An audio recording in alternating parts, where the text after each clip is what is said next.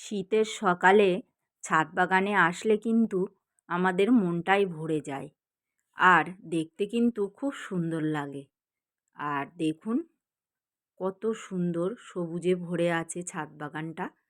আর বন্ধুরা, আজকে কিন্তু আমি একটা দারুণ হারভেস্টিংও করব আর কিছু ফুলের চারাও বসাবো, আর সেটাই আজকে আপনাদের সঙ্গে শেয়ার করব। তো বন্ধুরা, ভিডিওটি যদি ভালো লাগে লাইক, কমেন্ট ও শেয়ার করবেন। আর আমার চ্যানেলে নতুন বন্ধু হলে চ্যানেলটিকে অবশ্যই সাবস্ক্রাইব করবেন। আর পুরনো বন্ধুরা ভিডিওটি শেয়ার করবেন। তো বন্ধুরা, তো দেখুন সারা বছর কিন্তু প্রচুর লঙ্কা আমি পেয়ে যাচ্ছি। আর এদিকে যে স্ট্রবেরি গাছগুলো বসিয়েছিলাম দেখুন কত সুন্দর গ্রোথও হয়েছে। আবার আমি কিন্তু 4-5টা রানার পেয়ে গেছি।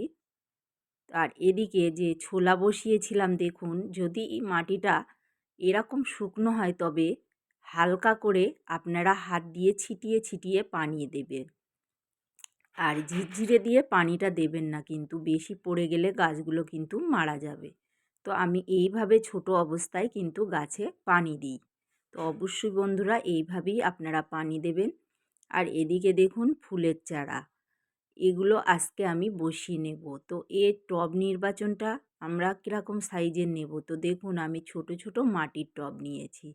প্রথম অবস্থায় অবশ্যই বন্ধুরা ছোট সাইজের টব নেবেন আপনাদের গাছ অনুযায়ী। বড় গাছ হলে বড় নেবেন, ছোট হলে ছোট নেবেন। তো এখানে আমি মাটি নিয়েছি, পুরনো মাটি। আর নিয়েছি আমি 1 চামচ সুপার সিঙ্গেল ফসফেট, 1 চামচ ফিরোডান আর 1 চামচ ট্রাইকোডার্মা ভিনিডি। আর তার সঙ্গে মেশাবো আমি লিপ কম্পোস্ট আর ভার্মি কম্পোস্ট, দুটো একসঙ্গে মিশিয়ে নেব। তো যে মিডিয়াটি নিয়েছি আমি, মাটি আর খাবার সমপরিমাণই নিয়েছি, 50% 50%। তো এইভাবে আপনারা ফুল গাছের জন্য মাটি তৈরি করুন। আর এরপরে দেখুন মাটিটা মেশানো হয়ে গেছে, আর আমি এবারে গাছটা বসিয়ে দেব। তো বন্ধুরা, অবশ্যই আপনারাও শীতের ফুল গাছ করুন। আর শীতের ফুল গাছ কিন্তু খুব সুন্দর দেখতেও হয়, আর বাগানটা কিন্তু আরও সুন্দর হয়। তো একটি বাগান সাজাতে গেলে কিন্তু আমাদের একটু এইভাবে পরশ পরশ কিন্তু কাজ এগিয়ে করতে হবে। তো দেখুন আমি কটরি থেকে আমি গাছগুলো সব বার করে নিয়েছি, আর এইভাবে একটু ঠোকা দিলেও কিন্তু বার হয়ে যায়। তারপরে আমি মাটি দিয়ে দিচ্ছি। তো এই মাটি দিয়ে গাছ বসানোর পরে আপনারা এই গাছে কি খাবার দেবেন, তো এই গাছে অবশ্যই আপনারা ব্যবহার করবেন 1 সপ্তাহ পরে খোলপচা তরল সার। আর এরকম সাইজের ছোট টবে দেবেন 5টা থেকে 6টা করে ডিএপির দানা। আর একটু বড় হয়ে গেলেই রিপোর্ট করব। এদিকে দেখুন যে গাছগুলো বসিয়েছিলাম ডায়ান্থাস, তো দেখুন কত সুন্দর হয়েছে। তো এই ফুলের মাথাগুলোও আমি কেটে দেব। আর অ্যাজিলিয়ার ফুলটা দেখুন কত সুন্দর ফুটে গেছে। তো অ্যাজিলিয়া গাছ কিন্তু খুব সুন্দর ফুলগুলো দেখতে হয়। আর এদিকে পালং শাক হারভেস্ট করব। তো আমি এরকম ঠিক ছোট সাইজের হলেই কিন্তু পালং শাক আমি হারভেস্ট করি, আর এটা খেতে কিন্তু খুব সুন্দর স্বাদ হয়।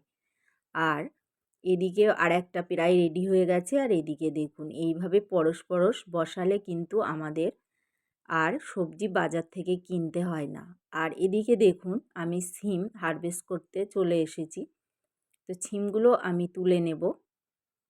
তো অবশ্যই বন্ধুরা, আপনারা যারা চাইছেন ছাদ বাগান করবেন, তো কিছু কিছু ছোট ছোট গাছ, শাকের বীজ বা ফুলকপি, এগুলো দিয়ে আপনারা বাগান শুরু করুন। তো এখানে আমি বেগুনও হারভেস্ট করে নিয়েছি কিছুটা। তারপরে আমি নেব পেঁয়াজ পাতা, কারণ সিমের সঙ্গে পেঁয়াজ পাতা রান্না করলে কিন্তু খেতে আরও স্বাদটা অনেকটাই বেশি হয়। তো এই জন্য আমি ছাদ বাগানে কিন্তু বেশি করে পেঁয়াজ গাছ লাগিয়েছি। আর এদিকে এসে চলে আসলাম যে আমার উচ্ছেগুলো হয়েছে, বড় হয়ে গেছে, তো আজকে আমি হারভেস্ট করব। তো দেখুন আমি উচ্ছেগুলো হারভেস্ট করে নিচ্ছি। আর তারপরে ধনিয়া শাক কিছুটা বড় হয়ে গেছে, হারভেস্ট করতে করতে। তো আমি কিছুটা আজকে নিয়ে নেব আর কিছুটা নেব কুলপি শাক। কুলপি শাকটা যে কোনো শাকের সঙ্গে রান্না করলে কিন্তু স্বাদটা বেশি হয়, না তো একটু কিন্তু করোয়া টাইপের লাগে। আর এদিকে যে মেথি শাক হয়েছে, তো মেথি শাকটা নেব, আমি কিন্তু ডোকা কেটে নিচ্ছি ছোট ছোট করে। তো অবশ্যই বন্ধুরা এইভাবে নিলে কিন্তু অনেক দিন ধরে সবজিটা হারভেস্ট করতে পারবেন। তো মেথি শাকটা এইভাবেই হারভেস্ট করবেন। আর আমি এইভাবে ছোট ছোট করেই কেটে নিয়েছি। তো তারপরে আমি কিন্তু আরও কিছু সবজি হারভেস্ট করব। তো আজকে কিন্তু আমি অনেকগুলোই সবজি হারভেস্ট করে ফেলছি। আর এদিকে যে লঙ্কা গাছ, তো দেখুন এত লঙ্কা হচ্ছে যে প্রচুর লঙ্কা। এদিকে পেকেও গেছে, আবার আবার কাঁচা লঙ্কাও আছে। তো এই যে 7টা গাছে আমি যে কিলো লঙ্কা পেয়েছি আমি নিজেও জানি না। আর আমি নিজেও দিনে দিনে অবাক হয়ে যাচ্ছি যে ফলের একটা একটা ক্যারেটে আমি 4টে করে লঙ্কা গাছ বসিয়েছি। তো প্রচুর কিন্তু লঙ্কা হচ্ছে, আর আমি মাঝে মাঝে খাবারও দিয়ে থাকি। তো এইভাবে আপনারা পরিচর্যা করলে কিন্তু আপনাদের লঙ্কা গাছ থেকে আপনারাও কিন্তু প্রচুর লঙ্কা পাবেন। আর আরও বলছি, লঙ্কা গাছে কোনো দিন রাসায়নিক সার দেবেন না। রাসায়নিক সার দিলেই কিন্তু লঙ্কা গাছে পাতা কুঁকড়ে যায়। আর এদিকে দেখুন লেবু গাছ, লেবু গাছে তো লেবু হারভেস্ট করছি, কলকাতার পাতি লেবু। তো আজকে আবার কিছুটা নেব যেগুলো পেকে গেছে। আর দেখুন কত সুন্দর ছোট বড় সাইজের লেবু। তো সারা বছরই আমি এই ছোট্ট লেবু গাছ থেকে কিন্তু প্রচুর লেবু পেয়ে যাই।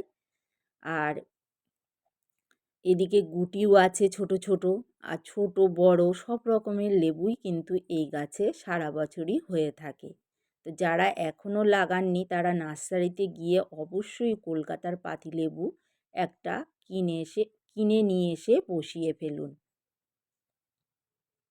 তো দেখুন, তারপর চলে আসলাম কুল গাছে। কুলের সাইজটা কিন্তু অনেকটাই বড় হয়ে গেছে, আর ছোট্ট গাছে অনেক প্রচুর কুল ধরেছে। তো একটা খাবারও আমি দেব। আর এদিকে আমড়া গাছ থেকে কিন্তু কিছুটা আমড়াও আমি হারভেস্ট করছি। আর এই আমড়াটা খেতে কিন্তু মিষ্টি আর খুবই ভালো লাগে। তো দেখুন আজকে আবার এই যে পাকা লঙ্কা কিন্তু আমি রোদ্দুরে দিয়ে